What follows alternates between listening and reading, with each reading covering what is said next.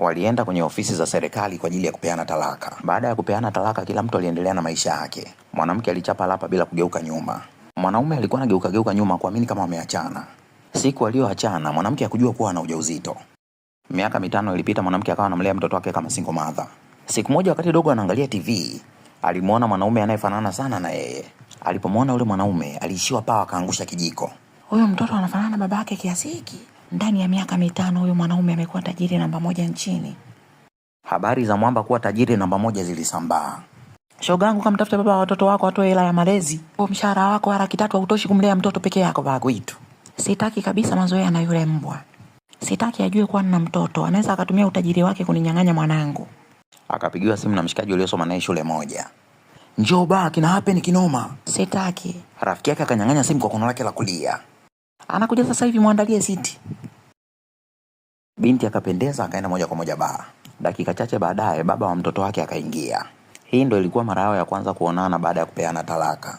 Binti hakutaka kuongea na mshikaji, akakimbia akatoka nje ya kile chumba. Alisahau kuchukua mkoba wake. Mwamba alitoka nje kwa spidi. Umesahau mkoba wako?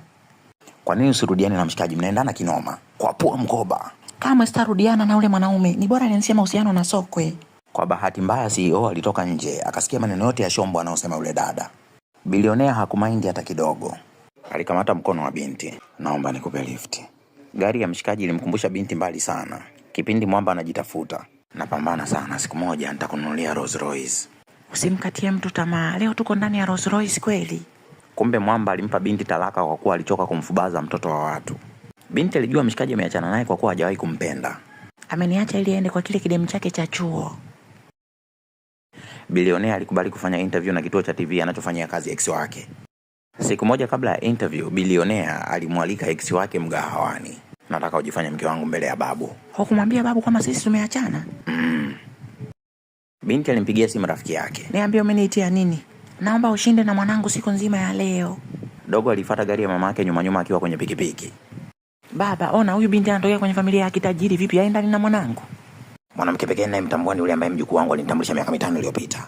Mwamba akaingia na yule mwanamke ndani ya nyumba. Kabla hata hawajasalimia, walinzi wakaingia ndani wakiwa wamekashika mkono kale katoto. Mr. Lee, samahani kwa usumbufu. Huyu mtoto kasema anamtafuta mamake, kasema mke wako ni mamake mzazi. Unasemaje?